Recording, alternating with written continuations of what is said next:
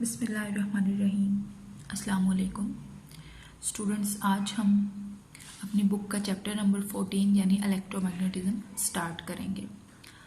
Electromagnetism जो है ये फिज़िक्स की एक ऐसी ब्रांच है जिसमें हम इलेक्ट्रिसिटी और मैग्नेटिज्म के बीच में जो कनेक्शन है उसको डिस्कस करते हैं। जैसे कि डेफिनेशन में लिखा है, it is the branch of physics which is concern with the observations and laws relating to electricity and magnetism. तो इलेक्ट्रिसिटी और मैग्नेटिज्म से रिलेटेड जो लॉज हैं और ऑब्जर्वेशंस हैं, इनका आपस में क्या कनेक्शन है वो हम इलेक्ट्रोमैग्नेटिज्म में स्टडी करेंगे। तो students, first of all electricity की तो आपको अंडरस्टैंडिंग है ही कि इलेक्ट्रिसिटी क्या होती है। मैग्नेट की भी आपको अंडरस्टैंडिंग है कि मैग्नेट एक ऐसी चीज़ को बोलते हैं जो कॉपर, आयरन, निकल से बनी हुई चीज़ों को अपनी तरफ अट्रैक्ट करता है। इसके अलावा बाकी चीज़ों को अपनी तरफ अट्रैक्ट नहीं करता। ये मैग्नेट की नेचुरल प्रॉपर्टी है कुदरत की तरफ से ही कि ये कुछ चीज़ों को अपनी तरफ अट्रैक्ट करता है और बाकी चीज़ों को अट्रैक्ट नहीं करता। तो जो मैग्नेट की डेफिनेशन आप कर सकते हैं वो इस तरह से हो सकती है, an object having the property of attracting small pieces of iron is called as magnet. यानी कि ऐसा कोई ऑब्जेक्ट जो आयरन के पीसेस को अपनी तरफ अट्रैक्ट करे उसको आप क्या बोल सकते हैं, मैग्नेट। अब मैग्नेट की कुछ सर्टेन प्रॉपर्टीज़ भी होंगी। मैग्नेट की क्या प्रॉपर्टीज़ होंगी? When a magnet is suspended so that it can move freely, it aligns itself along the north south direction. अब ये नॉर्थ साउथ डायरेक्शन जो अर्थ की नॉर्थ और साउथ डायरेक्शन है ना, वो है क्योंकि अर्थ का अपना एक मैग्नेटिक फील्ड है। तो जब आप किसी भी मैग्नेट को फ्रीली सस्पेंड कर देंगे तो वो अपने आप को अर्थ के मैग्नेटिक फील्ड के अलोंग अलाइन कर लेगा। ठीक हो गया। The end of the magnet which points towards the north is called the north pole while the other is called the south pole. तो यहाँ से आपको क्लियर हो गया कि मैग्नेट के दो पोल होते हैं। जिस तरह स्टूडेंट्स आपके पास चार्जेस की दो एग्जाम है, एक पॉजिटिव चार्ज होता है और एक नेगेटिव। पॉजिटिव चार्ज से इलेक्ट्रिक फील्ड लाइंस निकलती हैं और नेगेटिव पे जाके एंड होती हैं। इसी तरह एक मैग्नेट के भी दो पोल होते हैं, एक नॉर्थ होता है और दूसरा साउथ पोल होता है। जो मैग्नेटिक फील्ड लाइंस हैं वो नॉर्थ पोल से इमर्ज होंगी और साउथ पोल के अंदर जाके एंड होंगी। ठीक है जी। नेक्स्ट जो पॉइंट है वो है a single pole of a magnet can not be obtained.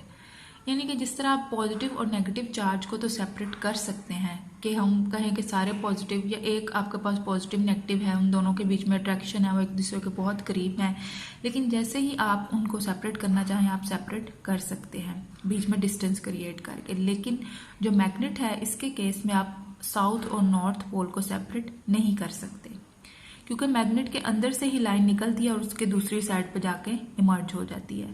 ऐसा नहीं होगा कि आप एक मैग्नेट को तोड़ दें तो उसका साउथ और नॉर्थ पोल सेपरेट कर सकें, बल्कि क्या होगा, टूटा हुआ मैग्नेट अपना इटसेल्फ अपना एक सेपरेट जो है नॉर्थ और साउथ पोल क्रिएट कर लेगा।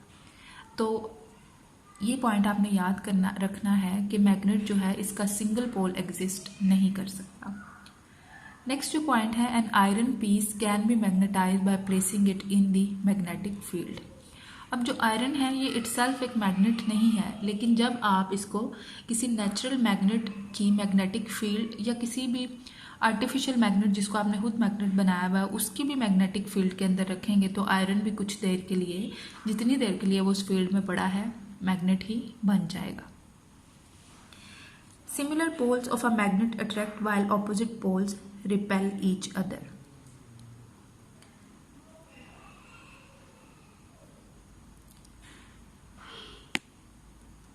अब ये जो पॉइंट है ये आपके बुक पे लिखा हुआ था कि similar poles of a magnet attract while opposite poles repel each other।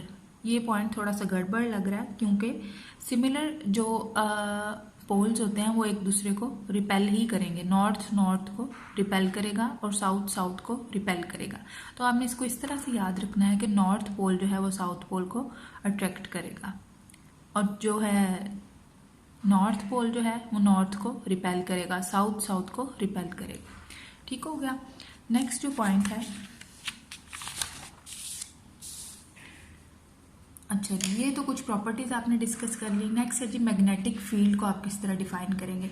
जिस तरह स्टूडेंट्स आपने इलेक्ट्रिक फील्ड को डिफाइन किया था कि इलेक्ट्रिक फील्ड किसी भी चार्ज के अराउंड वो रीजन होगा जिसमें उसका इफेक्ट होगा, तो इसी तरह मैग्नेटिक फील्ड की भी डेफिनेशन है द स्पेस और region around a magnet where the effect of its magnetism such as the deflection of a compass needle can be detected is called as magnetic field. यानी कि किसी भी magnet के around वो reason जिसके अंदर इसका इफेक्ट जो है वो एग्जिस्ट करे, उस रीजन को आप क्या बोलेंगे, ये उस मैग्नेट का मैग्नेटिक फील्ड है। अब जिस तरह से मैग्नेटिक जो इलेक्ट्रिक फील्ड थी वो किस तरह से एक जगह से दूसरी जगह ट्रैवल कर रही थी, इलेक्ट्रिक लाइंस ऑफ फोर्स के थ्रू, इसी तरह जो मैग्नेटिक लाइन ऑफ फोर्स है वो भी एग्जिस्ट करती है। उसकी क्या डेफिनेशन हो गई थी, path of an isolated north magnetic pole in a magnetic field represents a magnetic line of force। Students अगर दो आपके पास पड़े हुए हों मैग्नेट, तो वो एक दूसरे को, अगर ऑपोजिट पोल्स हैं आपने सामने, तो एक दूसरे को अट्रैक्ट कर रहे होंगे। तो अगर नॉर्थ में से कोई इलेक्ट्रिक फील्ड लाइन निकल रही है, अगले के साउथ के अंदर जाके एंड हो रही है, तो इसका क्या मतलब हुआ कि वो जो लाइन निकली है उसको आप क्या बोलेंगे, मैग्नेटिक लाइन ऑफ फोर्स।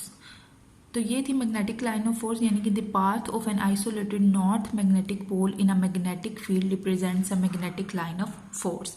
या अगर आप एक ही मैग्नेट के सिंपली आइसोलेट का मतलब होता है अलग किया हुआ, एक ही मैग्नेट के आप नॉर्थ पोल में से निकलने वाली लाइन को भी अगर आप कंसीडर कर लें तो उसको आप क्या बोलेंगे कि ये क्या है, magnetic line of force. Force जो है एक जगह से दूसरी जगह जो है लाइंस की फॉर्म में ट्रेवल करेंगी।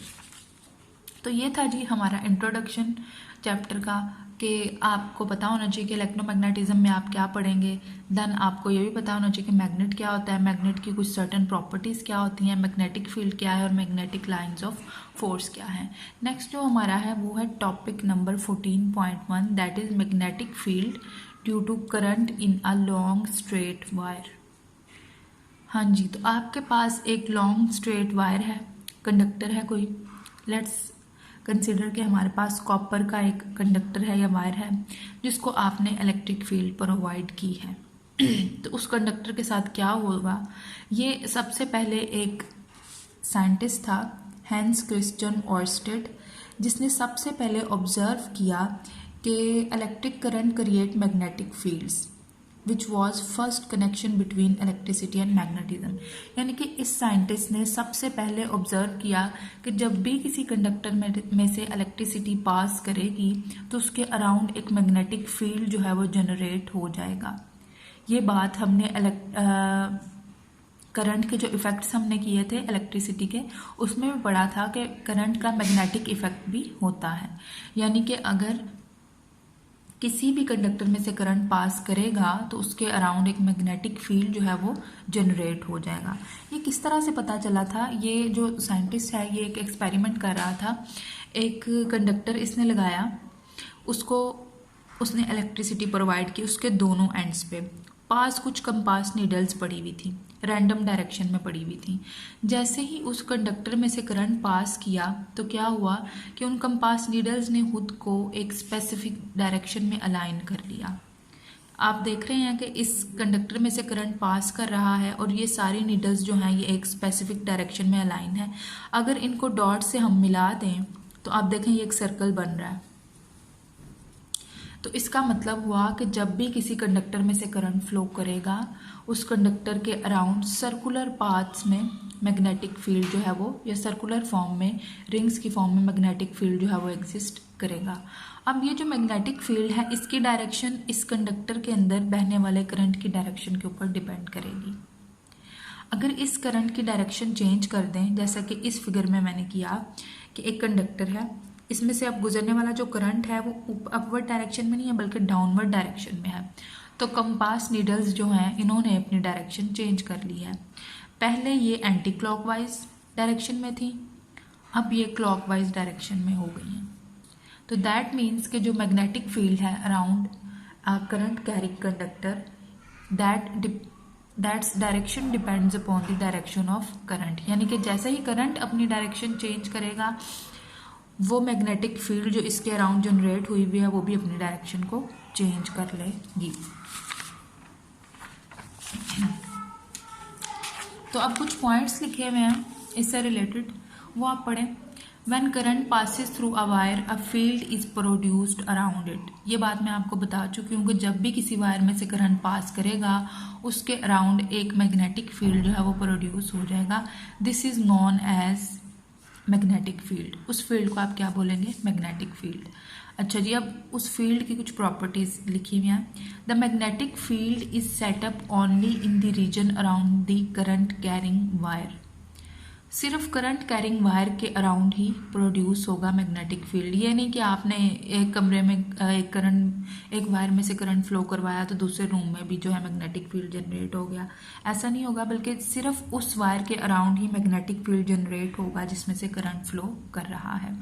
सेकेंड पॉइंट है, the magnetic lines of force are circular and their direction depends upon the direction of current.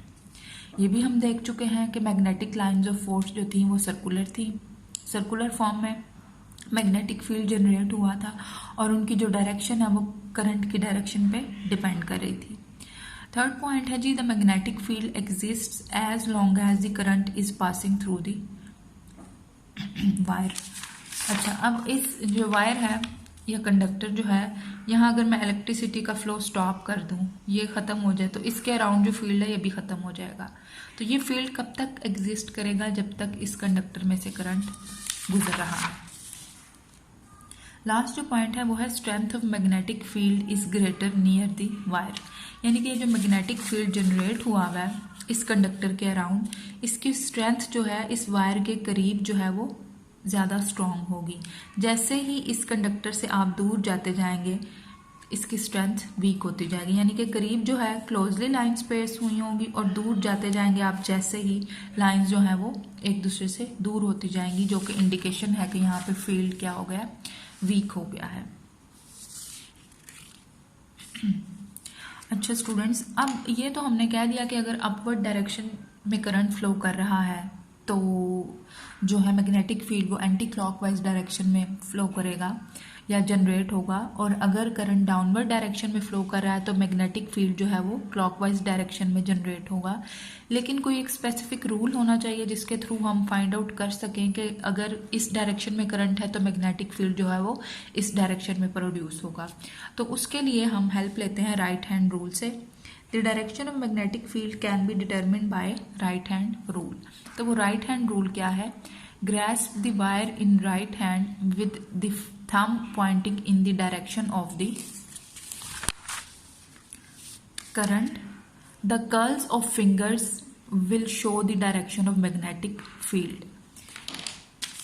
कहते हैं कि आप क्या करें, इस कंडक्टर को अपने राइट हैंड के अंदर पकड़ें। इस तरह पकड़ना है कि जो थंब है वो इलेक्ट्रिक करंट के फ्लो की डायरेक्शन में हो। अब अगर करंट ऊपर है तो आपने क्या करना है? थंब को ऊपर रखना है यूं। तो फिंगर्स किस तरफ को कर्ल कर रही हैं? एंटी क्लॉकवाइज डायरेक्शन में। तो इस तरह से आप राइट हैंड रूल से मैग्नेटिक फील्ड की डायरेक्शन फाइंड आउट कर सकते हैं। अब अगर फर्ज करें कि डायरेक्शन ऑफ करंट चेंज कर दिया आपने, नीचे कर दी है, तो थंब चला जाएगा नीचे, ठीक हो गया। अब फिंगर्स दूसरी साइड पे कर्ल हो रही हैं, इसका मतलब है कि करंट के साथ साथ मैग्नेटिक फील्ड ने भी अपनी डायरेक्शन चेंज की। अब मैग्नेटिक फील्ड की डायरेक्शन जो है वो क्लॉकवाइज हो जाएगी। तो इस तरह राइट हैंड रूल जो है आप यूज़ करके फाइंड आउट कर सकते हैं कि मैग्नेटिक फील्ड की जो डायरेक्शन है वो कौन सी डायरेक्शन है। टॉपिक 14.1 हो गया कवर। टॉपिक नंबर 14.2 पे आए, वो है force on a current carrying conductor in a uniform magnetic field. जो टॉपिक का नाम है इससे जाहिर हो रहा है कि आपने अगर किसी एक कंडक्टर में करंट फ्लो करवाया तो आपको पता है उसके अराउंड एक मैग्नेटिक फील्ड जनरेट हो जाएगा। अगर आप उसी करंट कैरिंग कंडक्टर को किसी एक्सटर्नल फील्ड मैग्नेटिक फील्ड के अंदर रख दें तो दोनों की जो फील्ड्स हैं उनका इंटरेक्शन हो जाएगा। दोनों फील्ड्स का जब इंटरेक्शन होगा तो एक फोर्स लगेगी कंडक्टर के ऊपर। वो फोर्स कितनी फोर्स लगेगी, किस किस के ऊपर डिपेंड करेगी और किस डायरेक्शन में लगेगी, वो हम इस टॉपिक में डिस्कस करेंगे। स्टूडेंट्स फर्स्ट ऑफ ऑल तो मैग्नेटिक फील्ड को आपने किस तरह रिप्रेजेंट करना है। अगर तो मैग्नेटिक फील्ड जो है वो आउट ऑफ द पेज है, यानी कि ये अगर एक पेज है, इसके अंदर से लाइंस इमर्ज हो रही हैं, मैग्नेटिक लाइंस ऑफ फोर्स, तो आप उसको कैसे रिप्रेजेंट करेंगे, डॉट्स लगा के, ठीक है। और अगर इस पेपर के अंदर मैग्नेटिक लाइंस ऑफ फोर्स जा रही हैं इनटू द पेज, तो क्रॉस लगा के रिप्रेजेंट करेंगे मैग्नेटिक फील्ड को। तो मैग्नेटिक फील्ड को रिप्रेजेंट करने के दो तरीके हैं।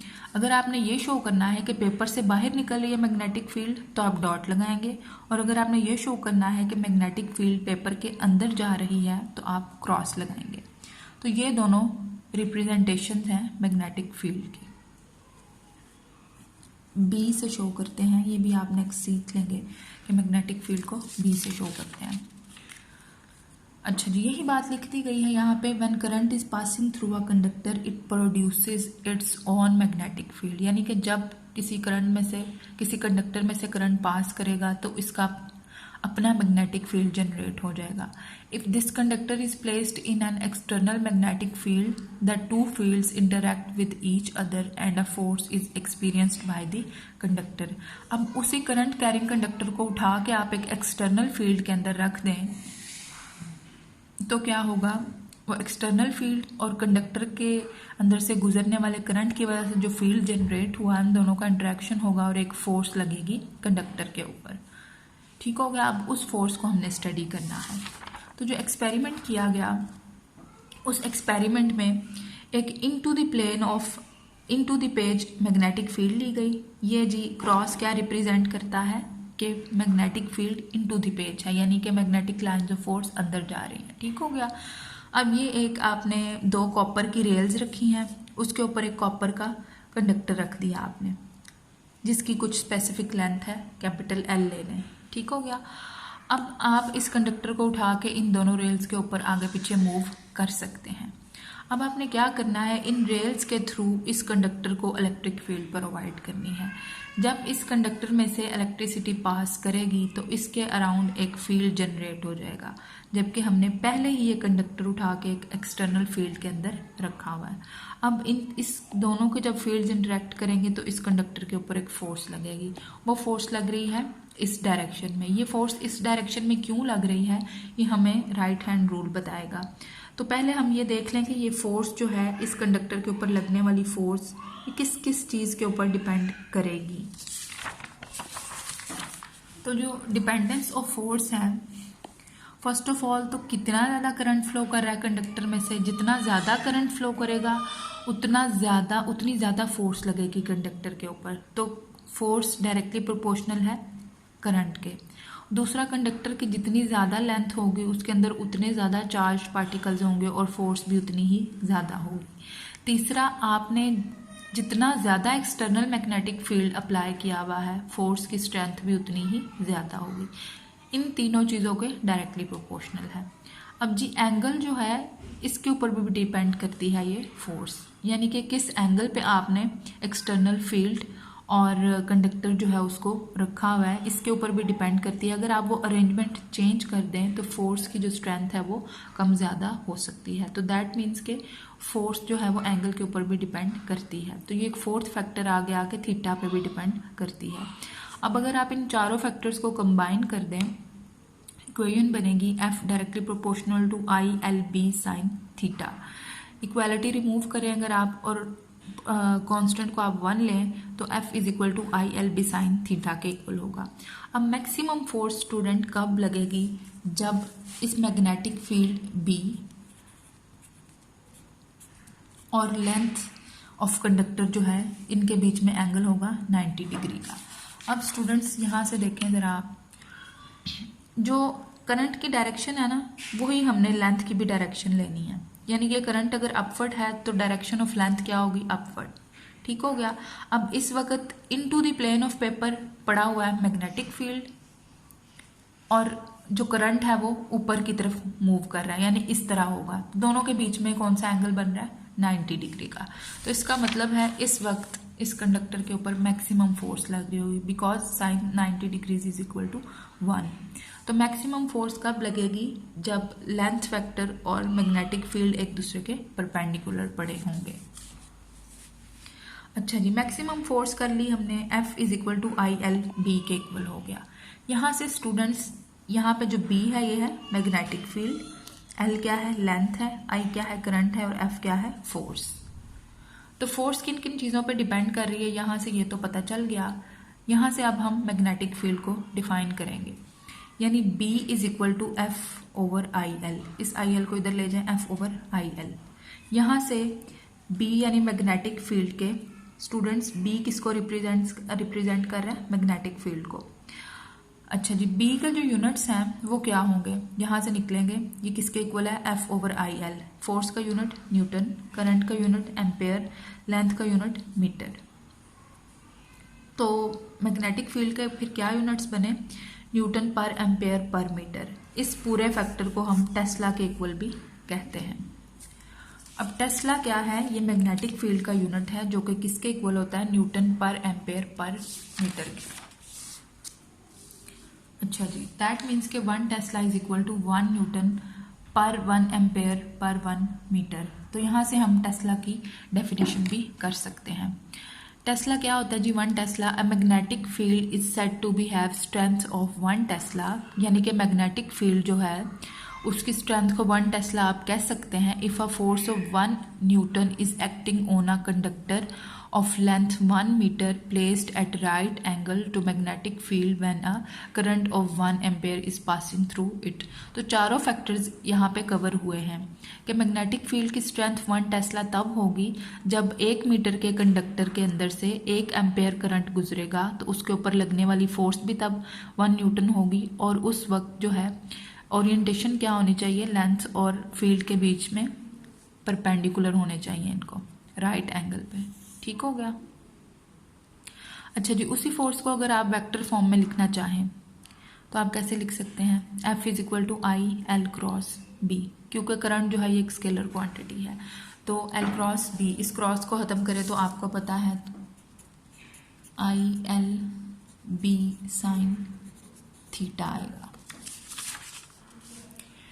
Where L is vector length and its direction is in the direction of current flow, यानी कि लेंथ की डायरेक्शन किस तरफ लेनी है आपने? करंट फ्लो की डायरेक्शन में। F is equal to I L B sine theta, साथ ही एक यूनिट वेक्टर लगा दिया जो कि डायरेक्शन को शो करेगा, क्योंकि ये जो फोर्स है ये एक खास डायरेक्शन में लगेगी। किस डायरेक्शन में लगेगी वो अब हम सीखेंगे। अच्छा जी, ये जो पूरा है it gives the direction of force. The direction of force is perpendicular to the plane containing L and B। अब जो डायरेक्शन ऑफ फोर्स है वो ये दोनों तो एक दूसरे के परपेंडिकुलर थे। अब जो थर्ड चीज़ है फोर्स, वो इन दोनों के भी परपेंडिकुलर होगी। तो आप किस तरह निकाल सकेंगे? Direction of force on a current carrying wire will be given by right hand rule. Curl the fingers of right hand from L to B through smaller possible angle, then erected thumb will be point in the direction of force। यानी कि आपने क्या करना है, अपनी fingers को, right hand की fingers को L से B की तरफ आपने कर्ल करना है। तो क्या होगा कि जो थंब है इरेक्टेड वो आपको मैग्नेटिक फील्ड की डायरेक्शन शो करेगा। अगर इस फिगर के ऊपर हम राइट हैंड रूल अप्लाई करें तो आप क्या करेंगे? अच्छा जी, लेंथ ऊपर की तरफ है, लेंथ है ऊपर, अपना हाथ अगर आप लोग इस तरह रखें ऊपर की तरफ, और आपने कर्ल करना है टुवर्ड्स मैग्नेटिक फील्ड। तो मैग्नेटिक फील्ड जो है इन टू द पेज है, तो आपने उसकी तरफ कर्ल करना है। जब आप इस तरह कर्ल करेंगे तो थंब इस तरफ को इरेक्ट होगा। तो ये है जी डायरेक्शन ऑफ फोर्स। इसी तरह अगर अब करंट जो है डाउनवर्ड डायरेक्शन में कर दें और मैग्नेटिक फील्ड जो है वो दूसरी तरफ कर दें तो क्या होगा? इस तरह होगा और फोर्स की डायरेक्शन दूसरी तरफ को होगी। ये था हमारा आज का लेक्चर जिसमें हमने सीखा फर्स्ट ऑफ ऑल तो हमने इलेक्ट्रोमैग्नेटिज्म को डिफाइन किया, देन मैग्नेट्स को, प्रॉपर्टीज ऑफ मैग्नेट भी हमने देखी, magnetic field due to a current carrying wire भी हमने देख लिया कि किसी भी करंट कैरिंग वायर के अराउंड एक मैग्नेटिक फील्ड जो है वो एग्जिस्ट करता है। देन हमने देखा कि अगर एक करंट कैरिंग कंडक्टर को आप मैग्नेटिक फील्ड के अंदर रख दें तो उसके ऊपर फोर्स लगती है, उस फोर्स की डायरेक्शन को आपने क्या लेना है, वो फोर्स किस किस चीज़ के ऊपर डिपेंड करती है। ये सारा हमने आज के टॉपिक में कवर किया है।